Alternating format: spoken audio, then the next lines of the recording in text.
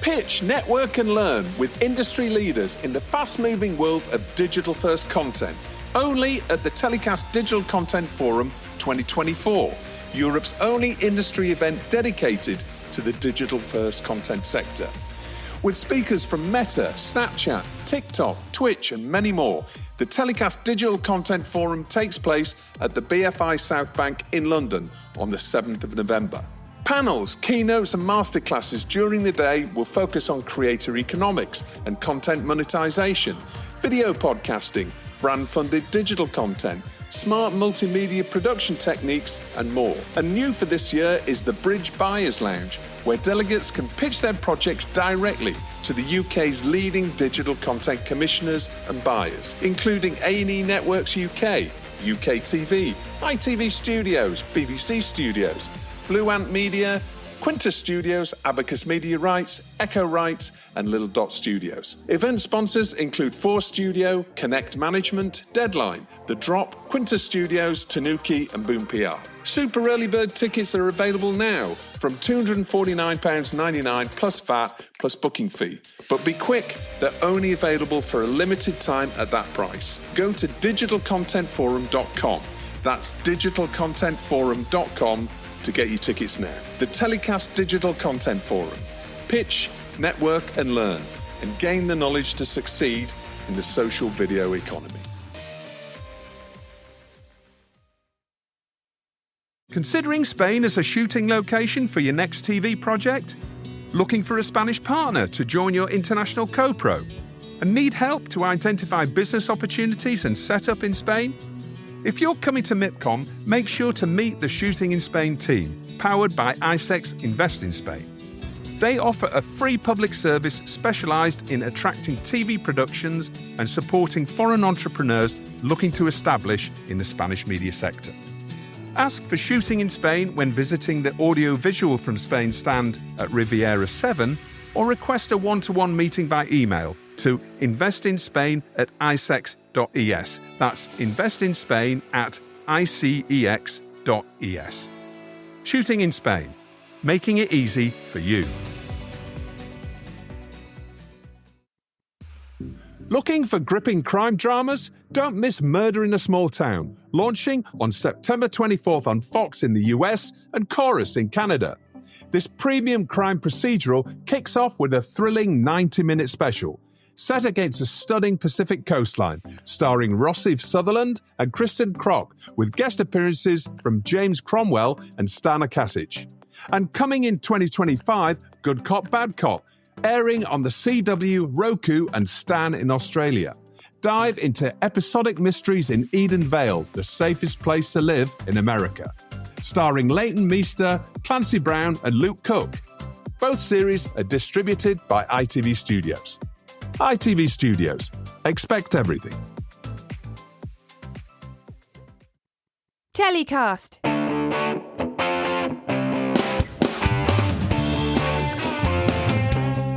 Hi, I'm Justin Crosby and welcome to another TellyCast. As the global TV industry's thoughts turn to Mipcom Cannes in October, our guests on this week's Mipcom 2024 preview show are Elisa Carbonell, CEO of ICEX Trade and Investment, the public institution that drives the prosperity of the Spanish economy through internationalisation, and former president of NBC Universal International Studios, USA Network, and Columbia Pictures TV, and now boss of Future Shack Entertainment, Jeff Wachtel. We're delighted that our upcoming livestream show of all 3 days of Mipcom is supported by Shooting in Spain, a brand of ICEX Spain Trade and Investment, and funded by the EU Next Generation Funds, Government of Spain, and ITV Studios. First up, here's Future Shack Studios' Jeff Wachtel. I hope you enjoy the show. Welcome to TellyCast, Jeff. How are you doing?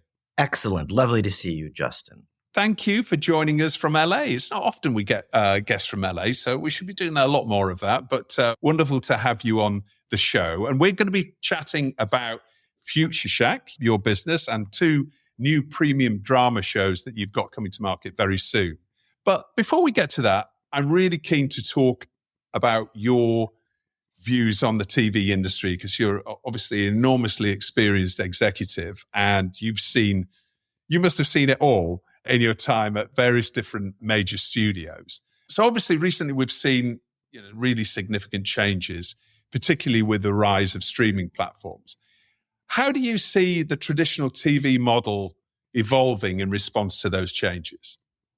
Well, first I should say, yes, I may be experienced, but I'm either a very experienced or I'm a grumpy old man. So we'll have to see which way. And thank you for having me on TellyCast. I'm very proud to be the 202nd guest on TellyCast, and hopefully the 203rd one will also be a lot of fun. It's a lovely day here in Los Angeles, but it's not too hot. It's cloudy. And having spent 3 years living in London, I appreciate the sunshine here when we get it. Oh, fantastic. I'll have to talk about that a little bit later, get your experiences of London. But yeah, tell us your views on the industry and your experience over the years and how you're viewing it right now. So no matter who, no matter how expert, and it's always a specific point of view. I'll tell you, for me, I've always pushed back when people say that it's a revolutionary time in our business. When the DVR hit and my people are recording television now and it's going to change everything radically. It's like, well, yeah, but it's more of an evolution. Now it is a bit of a revolution. I think streaming is throughout the model and we're still feeling the effects. In fact, the extraordinary bubble and the whole peak TV of it all and 500 television series on premium high-end channels. Now we're experiencing what I think you can call a depression. Economists say that when an economy drops 30%, that's the technical definition of a depression, and we're going through that right now. So first, this amazing land of opportunity. Then one of those things where bumblebees, how do they fly? It doesn't really make sense. For a while, the industry was, wait, this doesn't make sense. How can you pay people this much? How can you spend this much on a show? It doesn't seem to sustain. And then that proved to be the case. So, there's a revolution, things are evolving, but you almost could say that things are revolving right now in that things do seem to be moving back to some version of, I might say, sanity in terms of production level and expectations, and also taste. It was a really interesting thing that right when streaming hit, which was positive and negative, another thing happened that in the U.S. business that I think was basically positive, which was the U.S. started to learn from the U.K. I embraced that when I moved to London and tried to import it back to the States, but I didn't need to. It was already happening. UK television for years and years and years has been authored, let's not chase some spectral pot of gold. Let's just make the show. And then if it works, we'll make another one. Even the vocabulary reflects that. In the US, we talk about seasons. In the UK, one talks about series. In other words, I've done the series. Now let's see if there's another series there. How many episodes should it be? In the US, it was, we have to get to 100 episodes for syndication to make $1 billion. And in the UK and other European markets, but with the UK really driving it, it was no writer. How many episodes do you see here? And the writer would say, well, I think it's about 8. And then the BBC or ITV would go, okay, let's do 8. And I think that led to a level of quality, certainly higher quality for the money that was being spent. And it just kind of shifted the perspective when the American market started to say, oh, why don't we do it that way? And the streamers enabled that. And binging enabled that because now it was, okay, well, let's do 8 and you can watch it all at once. Big swing that way to what people started to call prestige TV, or premium TV, which was superstar actor or actress, high-end, maybe novel or underlying rights, and let's just do a few episodes, throw it out there. And that was the way that the streamers started to acquire subscribers, which was the primary metric. Let's build the subscription base. What nobody was really talking about was that more than 50% of viewership on streamers is library. So bright, shiny object, Nicole Kidman in a big miniseries or limited series gets you in the door, but then you finished it. Now what are you going to do? And that's where the algorithm, the recommendation engines, and that comes in. And the kind of quiet secret of the streamers was, well, people actually stick around to watch these shows that we've acquired that some broadcast or cable network has made. That was a secret until about a year ago when something wonderful happened. A show that I had worked on called Suits exploded on Netflix and took everybody by surprise. I mean, billions and billions of minutes of Suits was watched, enough that it really kind of shook things up. And maybe the market was ready for it. And now we're kind of experiencing, I'd say, a relatively slow, but a real pendulum swing of interest back to the future, back to what were the shows that really engaged an audience and did what television does and really maybe no other medium does, which is engage an audience over time. So the bright, shiny object of binging was a lot of fun. Oh my God, I can have everything everywhere all at once. And especially for a younger audience. But I'm fortunate to have two kids in their 20s who keep me informed and honest. And they don't love the binging model so much anymore, because the other side of binging is you watch it all and now you got to wait a year and a half for the next round. And they are very active in viewership, and they're on TikTok and Instagram, etc. And they also are people. And people like to be entertained, and people like to be told stories. And my daughter right now is rewatching actually, another show I worked on, Psych. And that's what she and her friends come home and they enjoy sitting back and watching a Bravo series or a nice scripted show. So it's a fascinating time because the streamers quite literally exploded the marketplace and changed all the rules. Some positive, some less positive.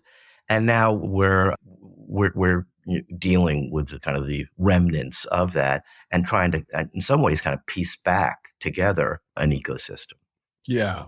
Yeah. Well, I mean, I'm sure we can talk about, we could go on for a long time, I'm sure, talking about the industry and how YouTube is affecting things now more than ever. And you mentioned social media, lots of different networks and different platforms that are also vying for the attention of the viewer and pulling a lot of them away from traditional TV. But when we talk about technology and new developments, particularly over the last 18 months, 2 years, AI has obviously become increasingly influential in various sectors, including media and entertainment.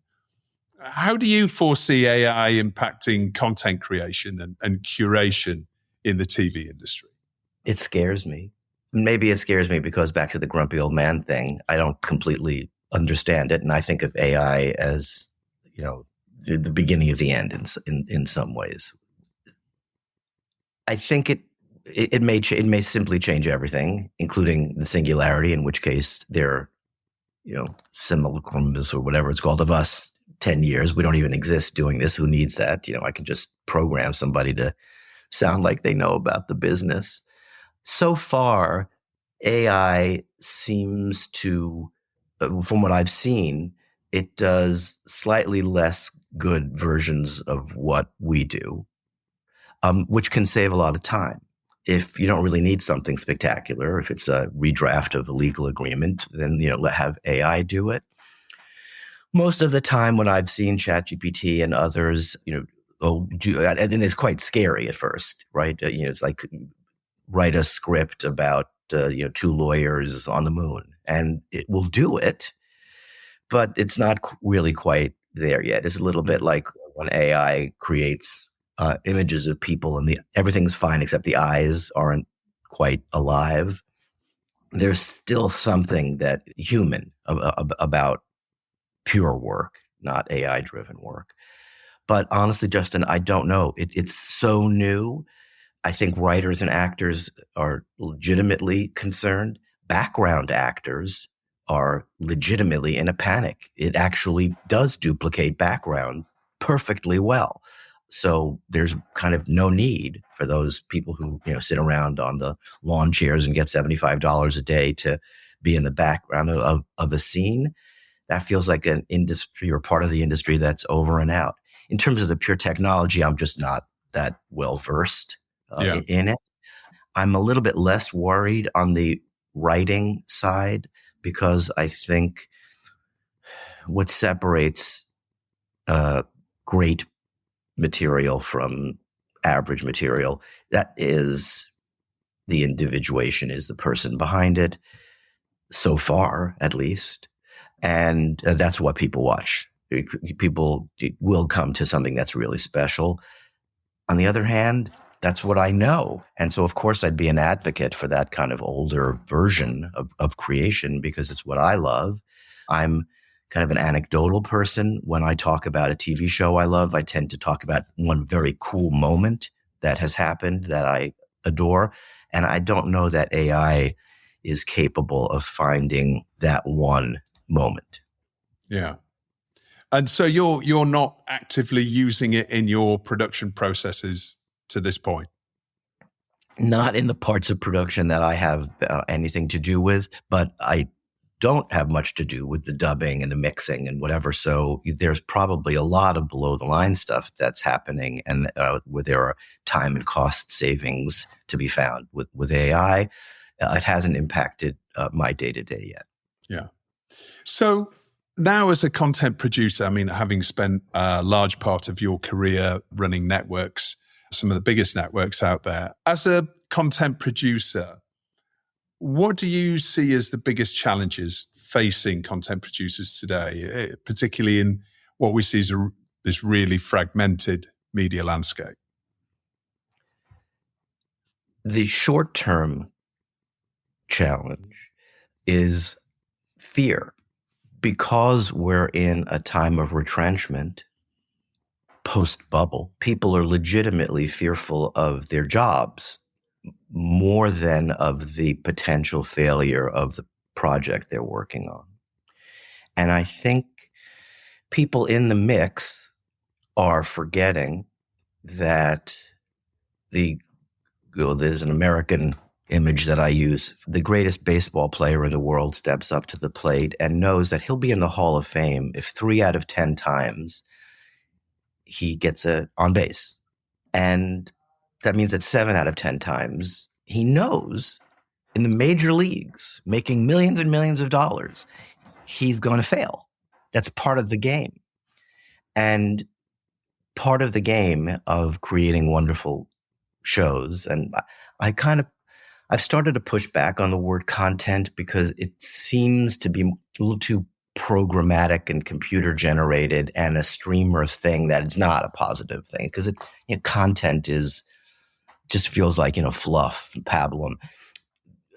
Television. It's like the word product, isn't it? It's sort of, it boils it down to just something that doesn't speak to the love and the creativity of what's being created.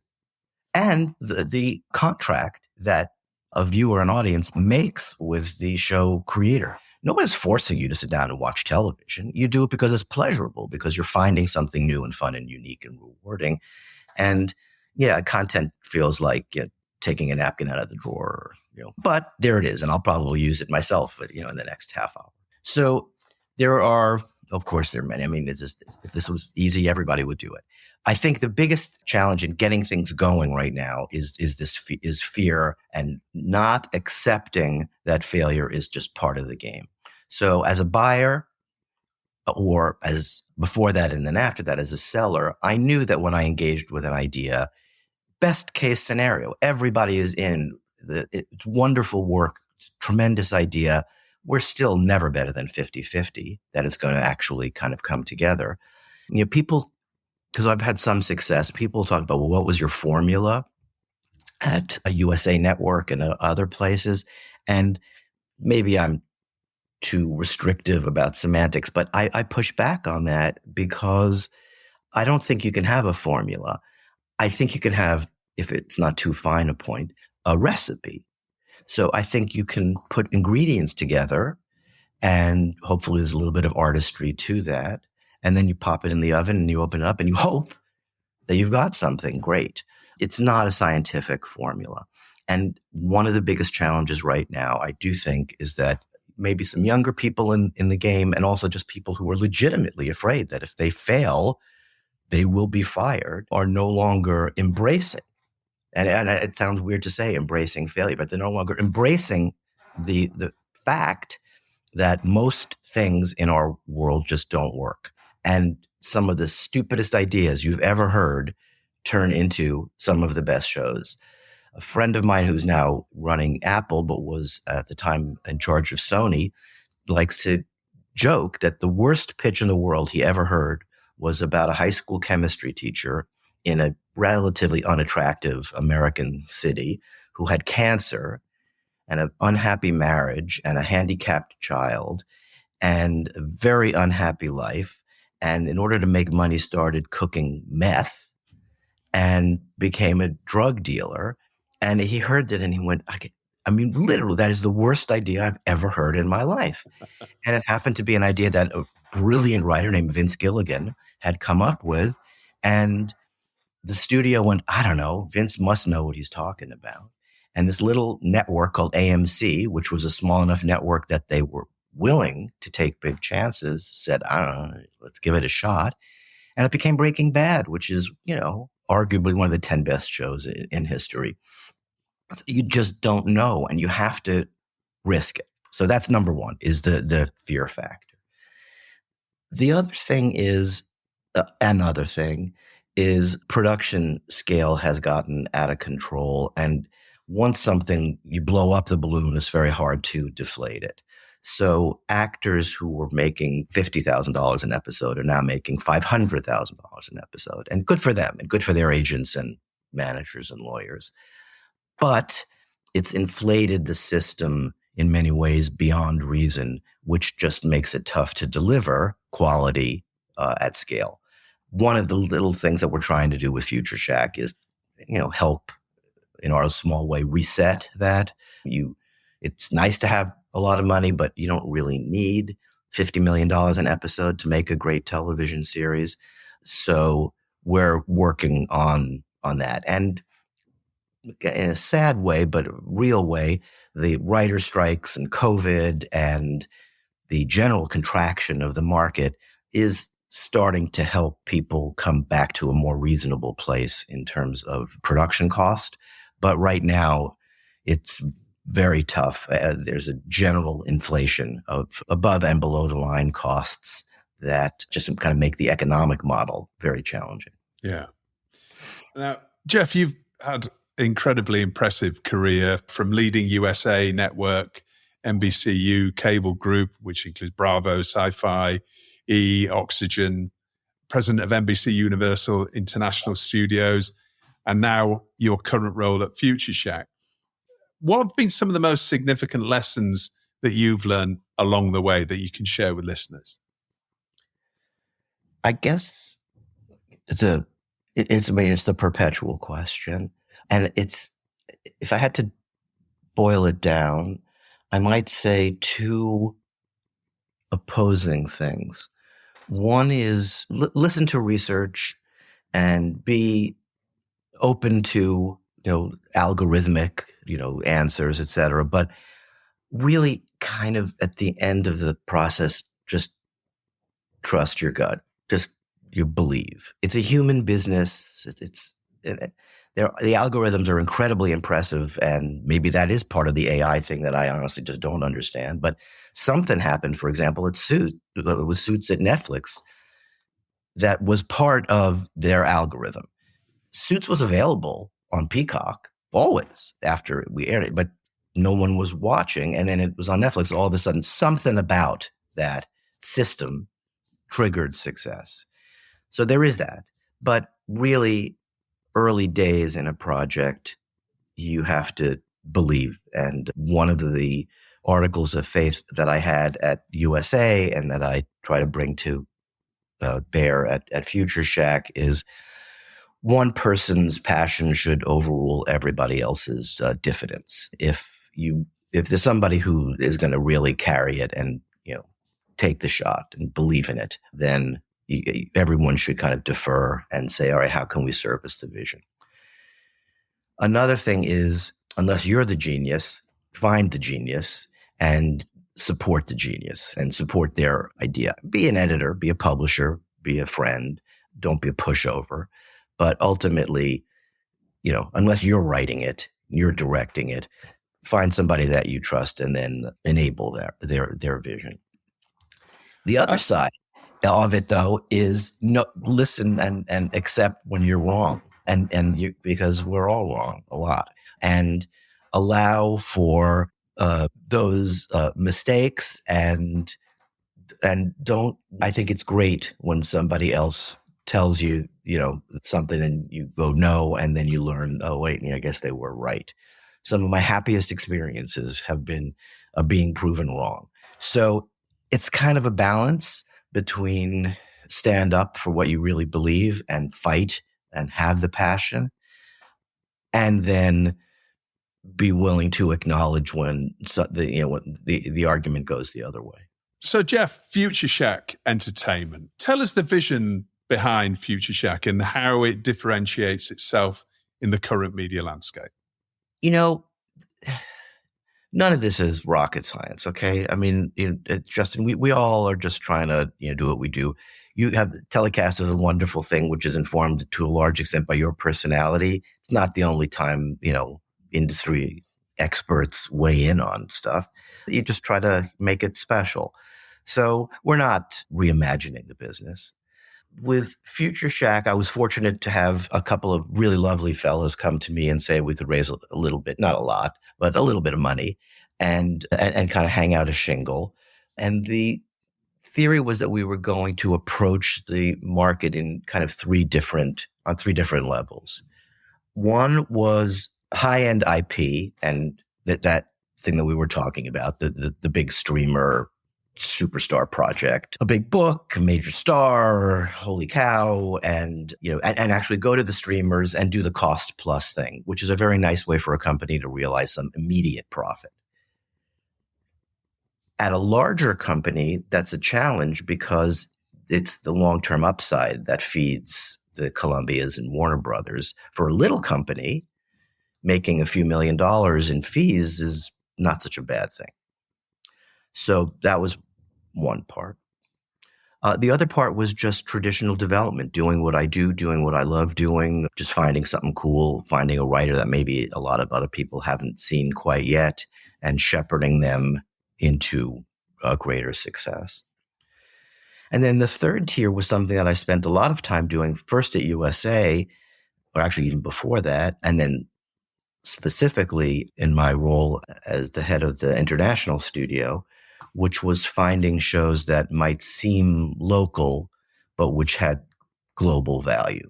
So I was very lucky to be working with some great people in London. A wonderful young writer named Nita Mansour had an idea that was a little bit scary to the traditional company, which was about a all-female Muslim punk band.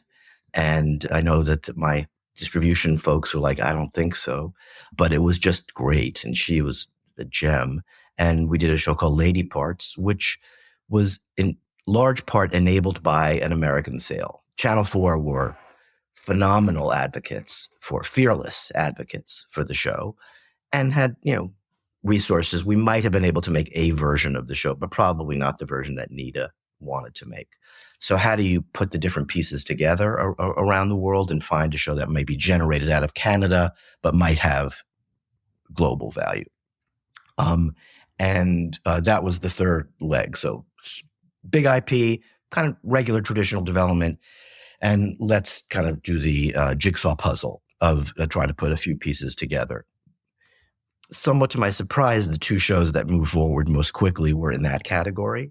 And so we've started to lean more into that. We bring a, not unique, but maybe a special skill set to that way of doing things because it involves taste, finding somebody great who, Anita or John Quaintance, who's the writer for our show Good Cop, Bad Cop, who's an experienced writer, but has never quite had the shot to run his own show before, and then empowering them.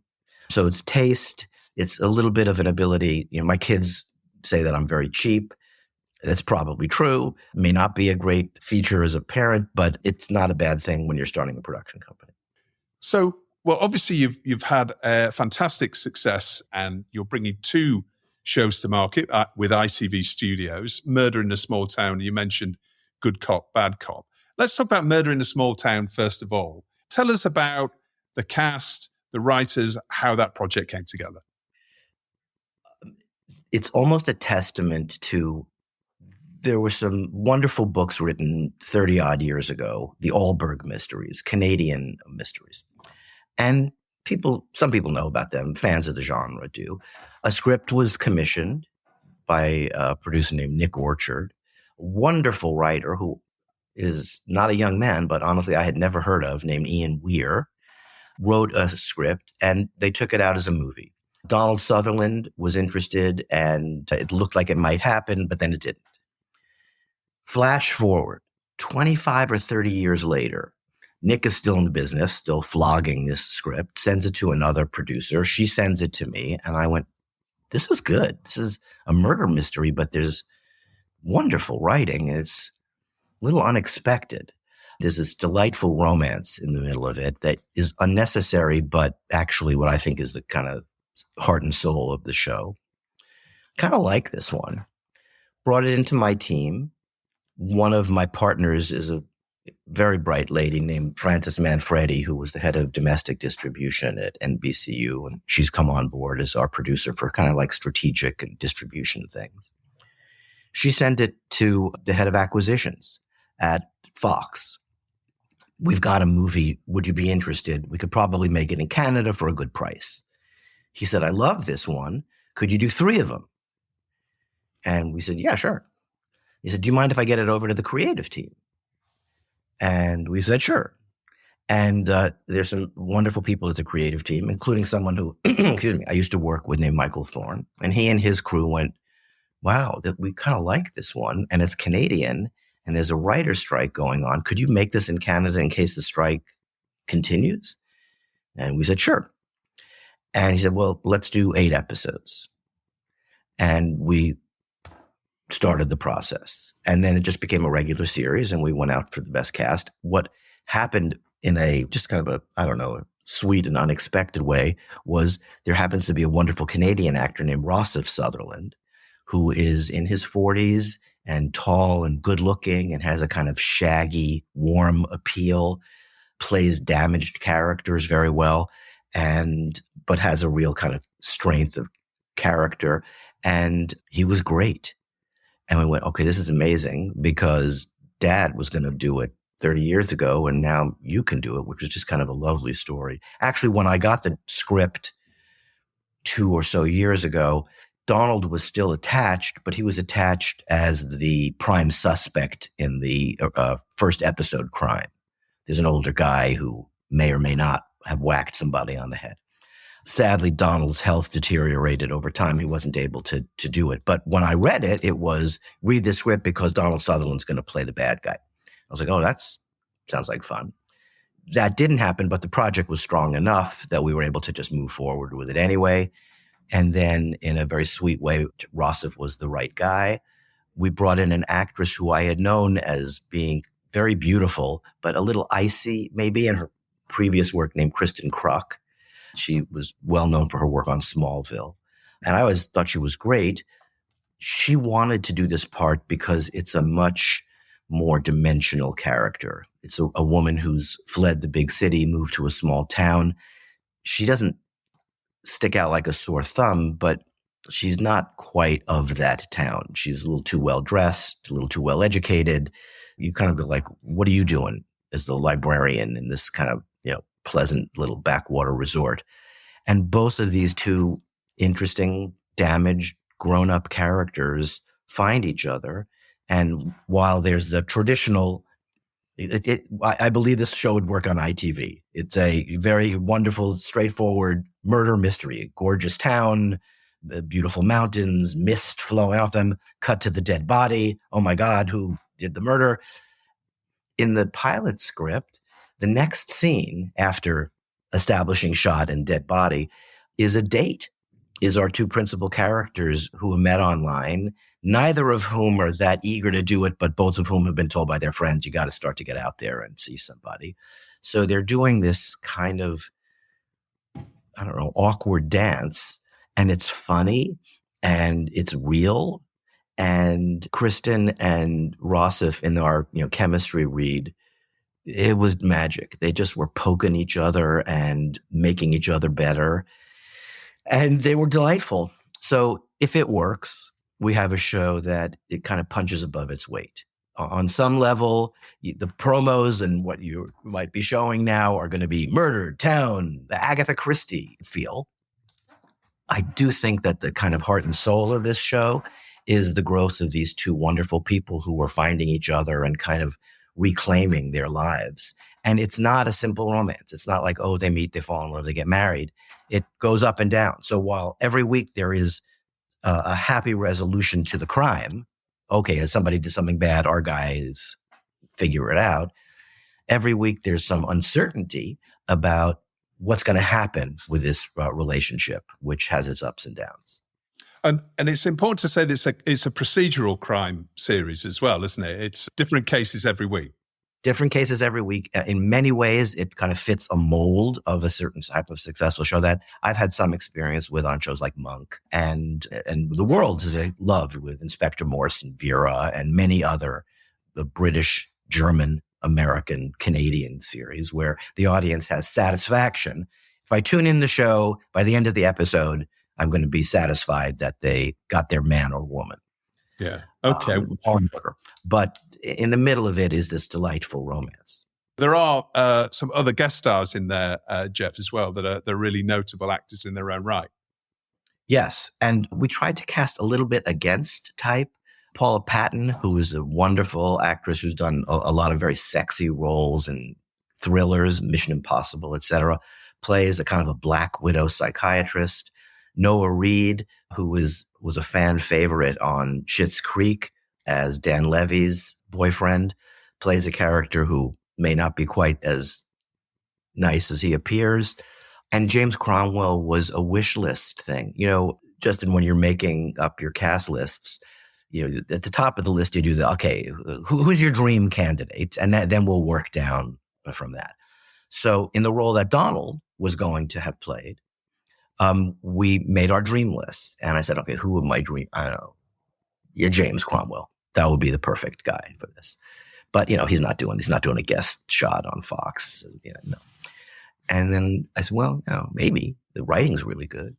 And in this case, I was fortunate. One of the nice things about having done it for a while is if you've done your job well, you've developed some friends and some relationships and sometimes have had success together. James' agent, it turned out to be somebody I knew quite well, lovely lady named Chris Schmidt. I said, listen, would he? She said, I don't think so, but he loves material. Send him the script.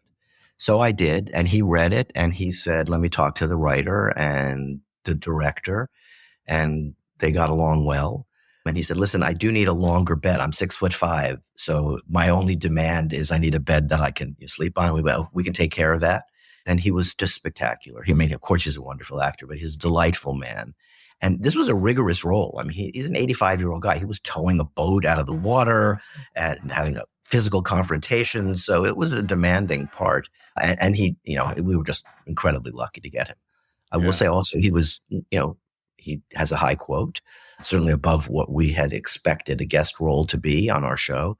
And that's when the partnership worked. I went to Michael and Fox and said, I think we can get him. Wouldn't that be great for the pilot? But, we need some help.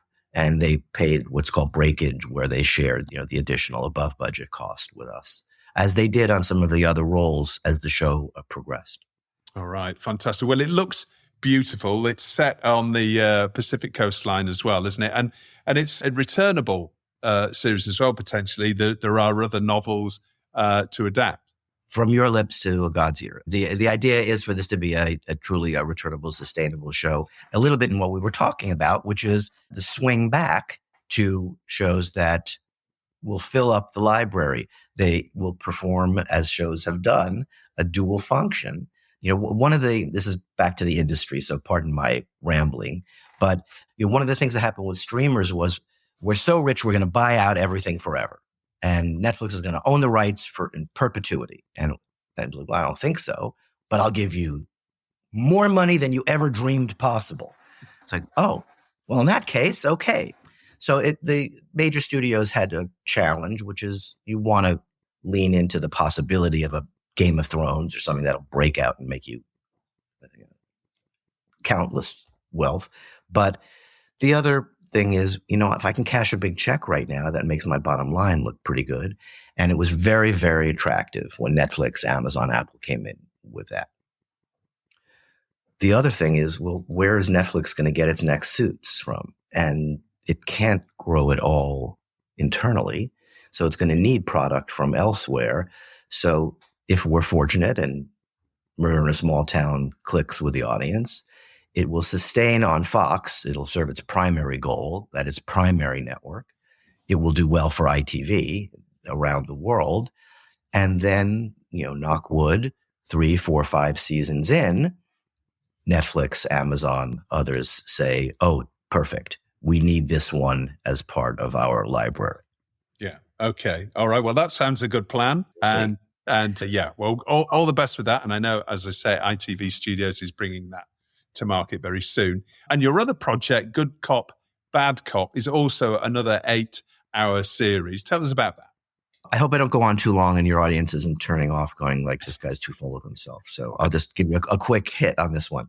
So when I was at USA, we found a certain sweet spot with our programming, which has been labeled blue sky, which isn't quite accurate, but it spoke to the kind of fun, aspirational nature of the characters in the world. And we rode that horse for a while. We had a number of successes, more than we ever dreamed we would. So it started with Monk and Psych, and it carried through shows like White Collar and Burn Notice, and all the way through Suits. At which point we started to think maybe we've played this out about as far as we can. What else can we do? And so we engaged in, at first, a somewhat awkward but ultimately successful shift to slightly darker programming. Our joke was like gray skies.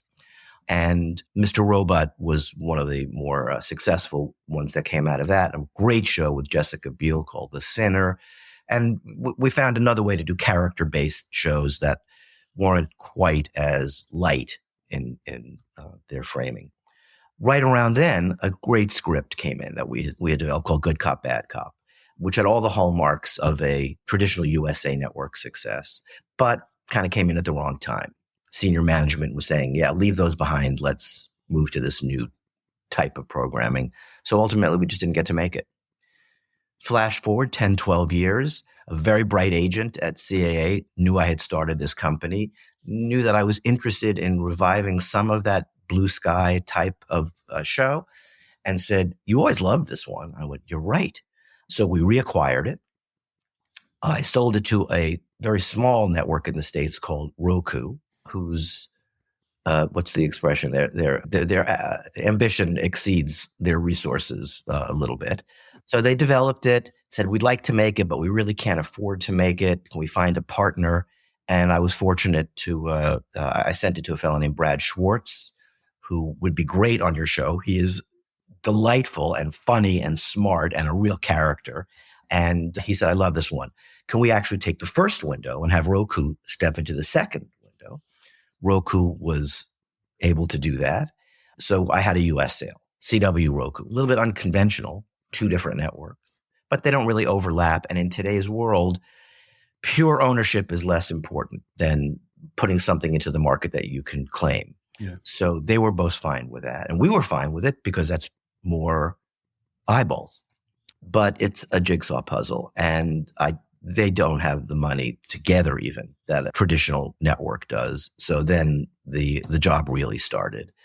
Couldn't afford to make it in Canada even. Went to Australia, met with a wonderful company there called Jungle. And then the thing really clicked when I met with this woman named Amanda Duthie, another person who you should definitely have on the show. She's quite brilliant. She's the head of programming for a little network called Stan. Send them our way. I will do. I mean, you would love her. And anyway, she said, yeah, let's do this one.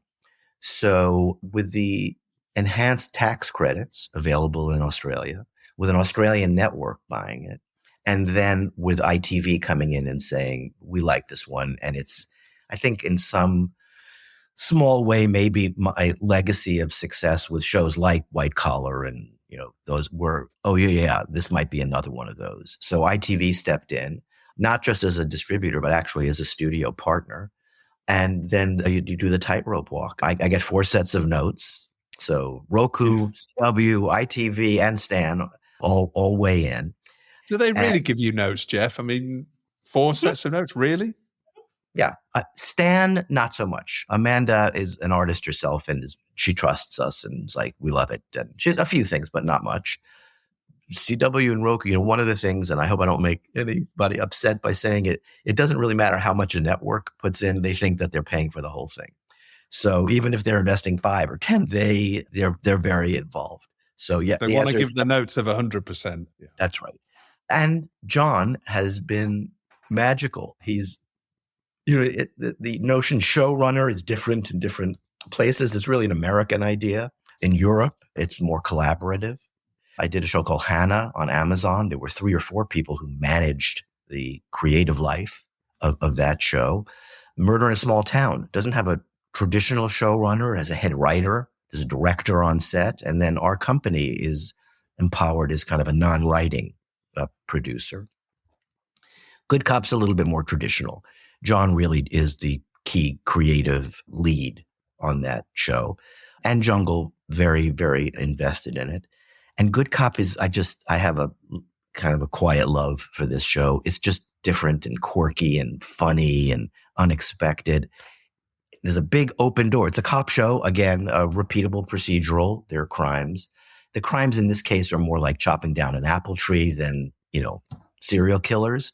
But, bad people do bad things and good people get hurt, and our cops have to figure out what's going on. This show is really more a family show. So one of the things I think makes a series work is some thematic strength. If in Murder, it's about this wonderful relationship. In Good Cop, it's about a family coming together. So it's a brother or sister with a love-hate relationship and their dad who's just trying to heal the family. And it makes you laugh. All right. And that's due to air in early 2025, isn't it? On Roku and the CW. Yes. All right. Okay. We'll keep our eyes out for that one. And again, that's ITV Studios who's bringing that to market, as you mentioned. Jeff, a couple of other questions. I know you've got to go very soon. A couple of other questions before you go. So we are seeing, consumer behavioral shifts, particularly amongst younger audiences. How is that influencing the way you approach content development and distribution, if at all? It's another great question, Justin. The world shifting so fast is something you'd be crazy not to acknowledge. In some ways, it's something that you can't really quite deal with. I mean, you can't out YouTube. You can't out TikTok. My family just had a vacation in Hawaii. We went to the top of Mauna Kea. We're 14,000 feet high. I'm mildly oxygen deprived, waiting for the sunset, and in this spectacular lunar landscape. And I look up, and in the top of the hill, there are 3 kids doing TikTok dances. And I'm thinking, okay, that's something I wouldn't have seen a few years ago. And they're putting it out there. And I promise you, thousands of people will have spent valuable minutes of their day watching these kids do TikTok dances at the top of one of the doing that. Yeah. So there it is. It's eating into attention spans and availability of hours.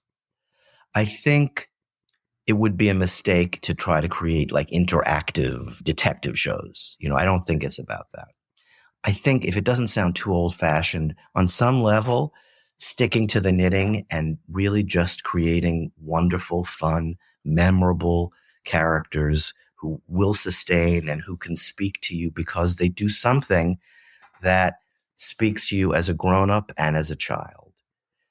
Psych, which I'm not sure if you ever saw, it's a show that we stopped production on that show 10 years ago. There's still college viewing parties because Sean, the lead character, is Peter Pan. He's a perpetual adolescent.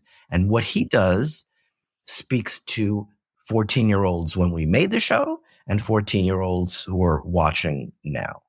So I think there's some things that are true and wonderful about just the pure storytelling. And in part, I think not chasing the phantom, not trying to be something that you're not, is, if it doesn't sound too curmudgeonly, is really very important. So one of the lessons is you do you. Knock it out of the park. Have a great time on YouTube. At some point, I know you love watching TV. And that's what we're about. So it's not dismissing that that's a very active part of the world and taking up much more attention and even audience segments. There are people who would much rather game or create their own thing. And I think for me, it's the best thing is it's feeding ideas. Oh my, look at that. That was a kind of a crazy little thing on YouTube. Maybe there's something to be made of it. Look at her. She's kind of brilliant. Maybe she wants to do a different type of story or be the lead in a story. So for me, it's as much an incubator as anything. Okay. And finally, Jeff, and thank you for being so generous with your time, but I'm going to ask you to cast your mind forward 5 years, which is a pretty difficult ask, I must admit. But where do you see the TV industry heading in 5 years' time? It feels a long way away, 5 years, a lot longer than 5 years has ever felt away, I think. But where do you see TV industry heading in 5 years? Thanks for the prologue, because, 5 months, like who knows, right? And it never, the one thing that we're sure of is that the pace of change is accelerating. So, of course, with that cap, it does feel like things are moving towards a number of mega creators who do seem to have more of a corporate bias. So does Amazon really care if their TV shows work? Yeah, I think they do. But let's face it, they're in service of a $3 trillion company. Yeah. So I think over time, we're going to see a slimming. I think it'll be 4 or 5, maybe, mega creation entities. And then, because anytime things kind of calcify into a big system, there's always the little zippity-doo-dah boats that, zoom around, and success does tend to come from those places more than from the major institutions. But I do think we're moving towards a more corporate and institutional bias for content creation. Just because you and I don't like the word doesn't mean it's going away. Yeah. People are thinking about things in terms of content. Content does tend to be servicing some other agenda, and that's not going away. Yeah. So I think most stuff is going to be like that. And then I pray that in the middle of that world, there's going to be Breaking Bad. And the little ones that no one was expecting. Was anybody really expecting the bear? No, weren't. And yet there it is. And that's the wonder, is these, incredible people who get some level of financing so that they can tell their story broadly. So they're poets in some ways, using limited resources until, like I promise you, the 3rd season of The Bear cost 5 times what the 1st season cost. But at first, it's like, prove it. You're a startup. Even when I was running USA Network, and we were pretty successful, and we were producing over $1 billion of profit a year. But the model was, let's go in every day as a startup. Yeah, we're a big company, but we didn't get here by presuming that we knew everything. Let's be out on the lookout for the new voice, the new approach. And then when you find a guy who just graduated from AFI, who has this notion about a hacker in a hoodie who wants to take down the world. And if you're really rolling the dice, you cast somebody who may not look like a traditional star named Rami Malek, who becomes a big star, but you do it by taking the risk. So I think the world is moving towards a kind of a more consolidation, but I still think that the great stuff is going to come from that fun, fiery individual voice. Yeah, great creativity. There's nothing that can stifle that, right? It'll always find a way to come through. Jeff, thank you so much for being with us. Really enjoyed our time with you. Good luck with those 2 shows and everything else you're doing. over at Future Shack. And I hope to meet you in person sometime. Maybe you'll be in Mipcom, or will you be London? We're coming over in November. So I'll ask Emily and we can connect. And you're so good. I love this thing. And I love, how you've taken your world of, PR and, and turned it into a broader platform. It's really fun. And of course, I watched some of the shows before we did this. So great. On the success, and let's connect again. Fantastic. Thanks, Jeff. All the best and best of luck with everything. Next up on this week's show, we have Elisa Carbonell, CEO of ICEX Trade and Investment. Hi, Elisa. Welcome to TellyCast. How are you? Thank you very much, Justin. Well, it's a pleasure for me to be here with you and have the opportunity to talk with you about the Spanish audiovisual sector. Well, you're very welcome, and we're all looking forward to Mipcom, just a few weeks to go now. And let's get started then and talk about ICEX and your mission. Just tell us a little bit about the institution and what you do. You said it yourself, right? Have, I think, one of the best jobs in the world. We promote the prosperity of Spain through the internationalization. How do we do that? By supporting Spanish companies in their international development and by helping foreign companies that want to invest in Spain. And more concretely, every company, either Spanish or foreign, I think has three pain points when they want to go international. And these main concerns are intelligence, relevant contacts, and talent. And ICEX helps companies in every one of those three key aspects. We provide high quality information and business intelligence to our companies.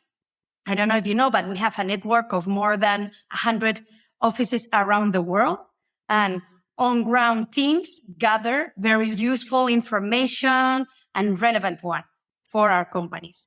We also organize networking activities to provide our companies with quality contacts.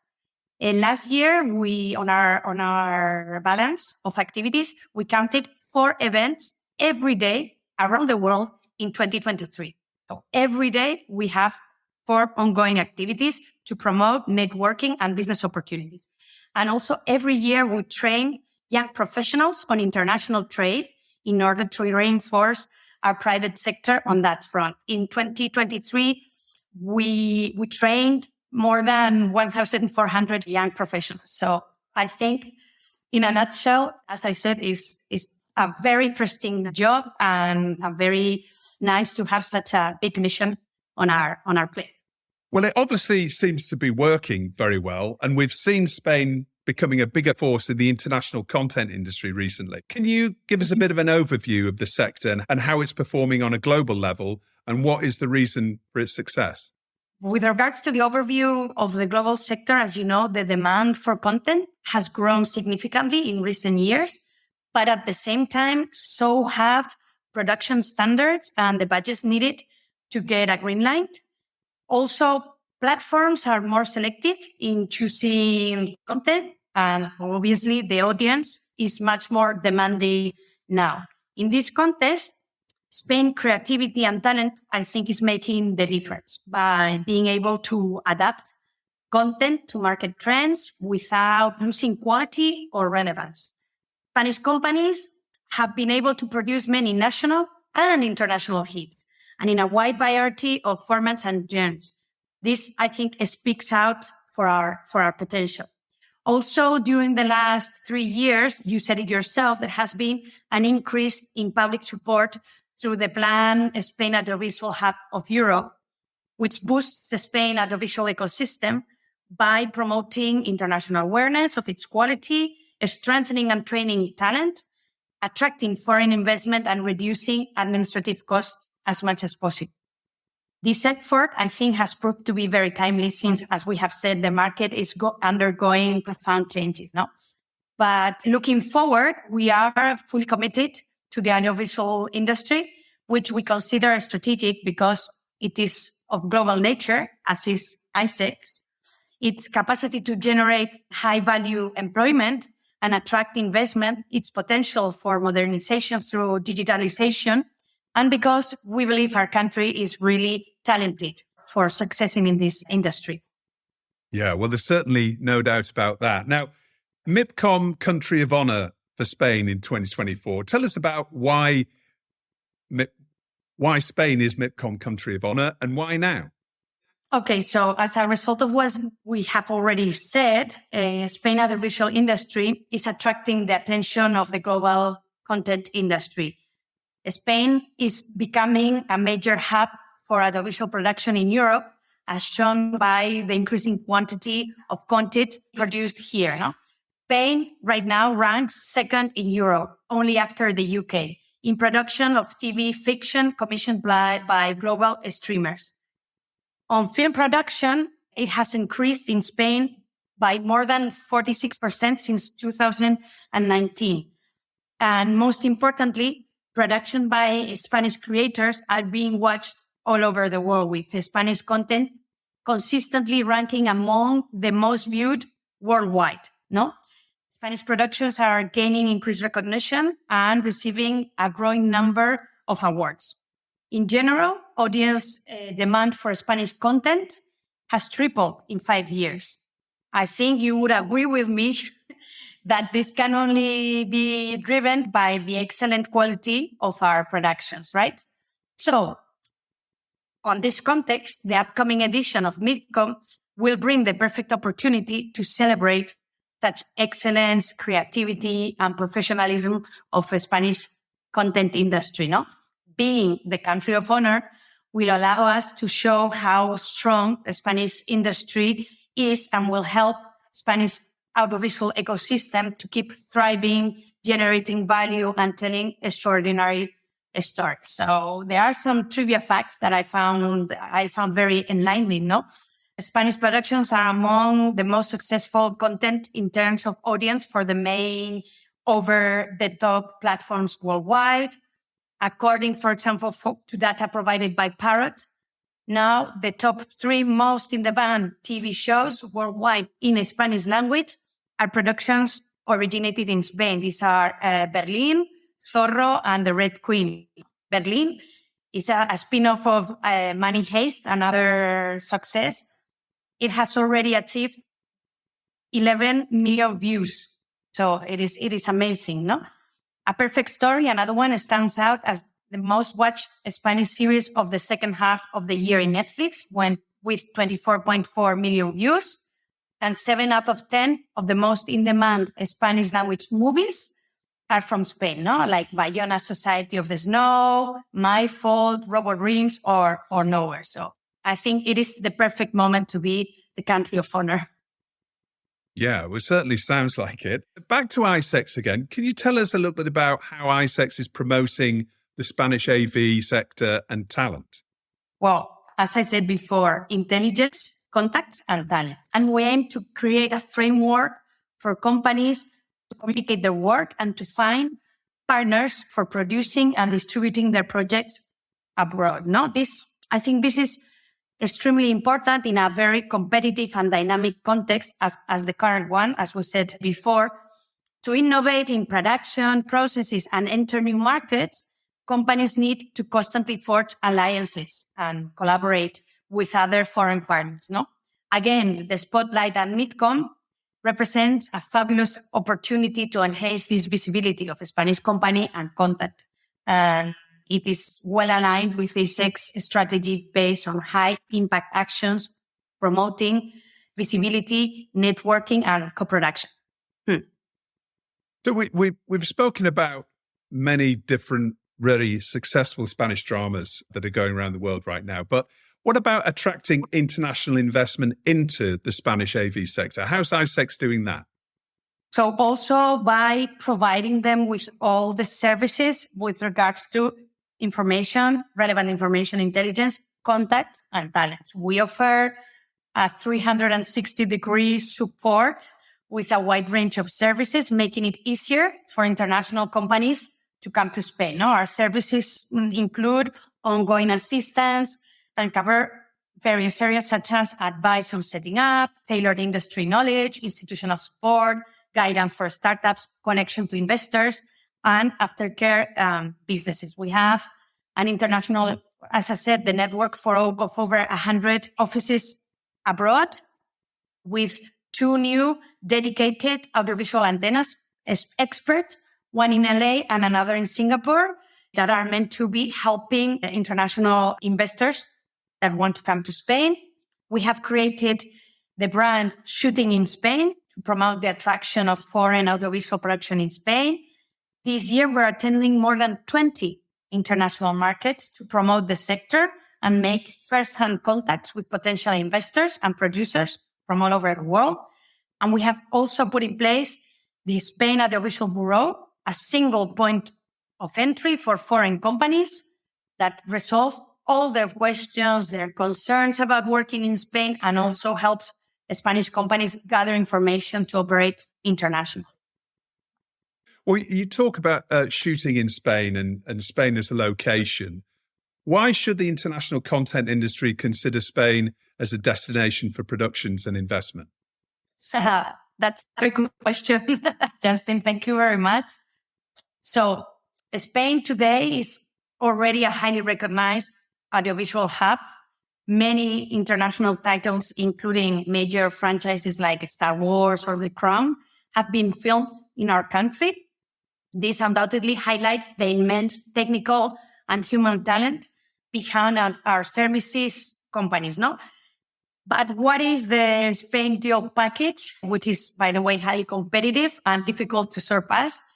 It includes, as I say, high-quality crews, top-tier studios and facilities, and fast-track work visas for sector professionals from abroad, top infrastructures, strategic locations, connectivity with more than 50 airports, second longest high-speed railway system worldwide, which is also very important.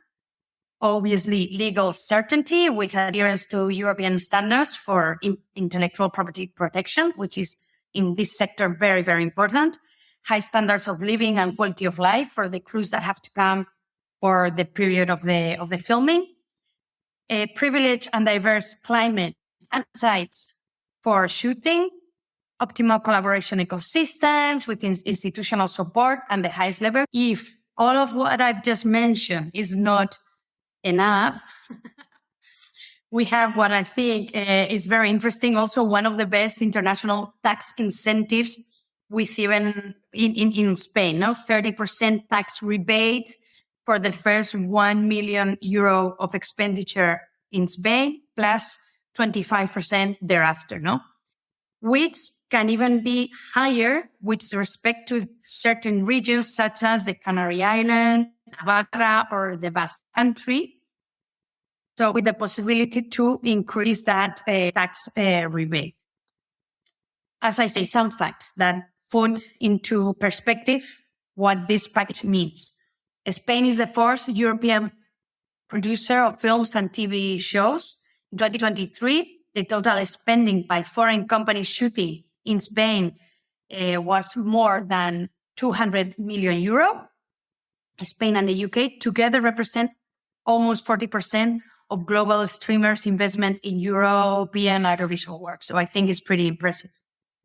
Yeah, absolutely. And you mentioned tax incentives. I can certainly see those becoming an even more crucial part of content funding going forward as we're seeing lots of different challenges in the global content industry marketplace. Now, talking about challenges, what specifically do you think are the challenges that Spain's audiovisual industry faces in the future? Well, I think, as we said, it is a very dynamic sector. There's a lot of competition, so a lot of challenges, no? Global competition. It's an industry that is becoming ever more global. And so we face, like any other big country on audiovisual, stiff competition from other hubs. But I think it's a good thing because it forces creativity, innovation, excellency, no? Not only on tax incentives, but I think on talent, on innovation, on technical innovation, on infrastructure, technology. We have to remain top of the class.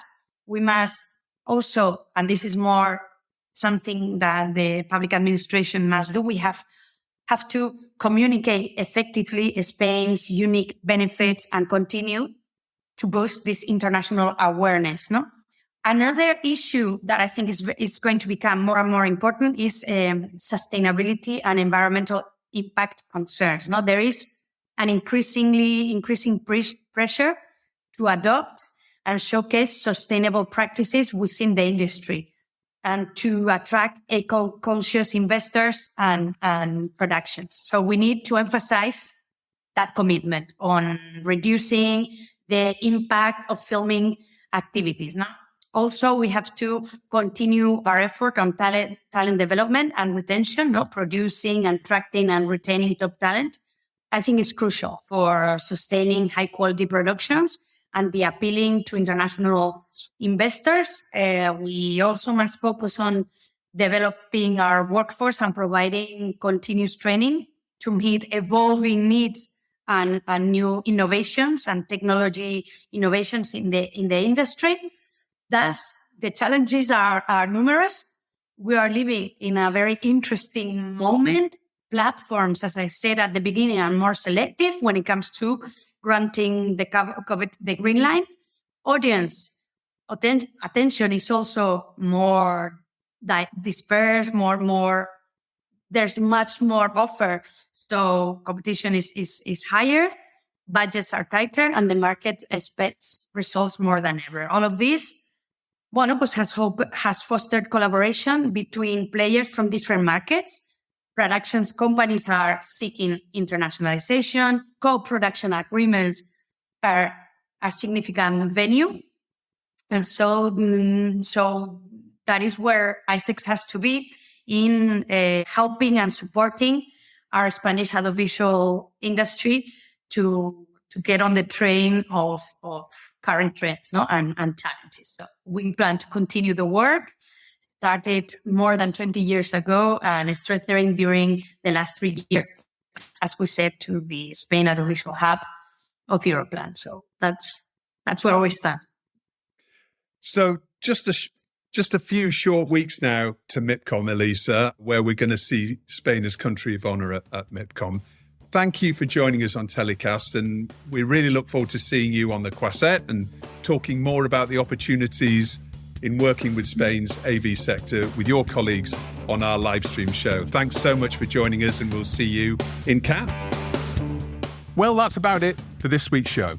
We'll see you all on the Quasset at Mipcom in a few weeks' time. TellyCast was produced by Spirit Studios and recorded in London. For videos featuring the movers and shakers of the TV and digital content industries, just click the link in the episode description or search TellyCast TV on YouTube. We'll see you next week for another show. Until then, stay safe.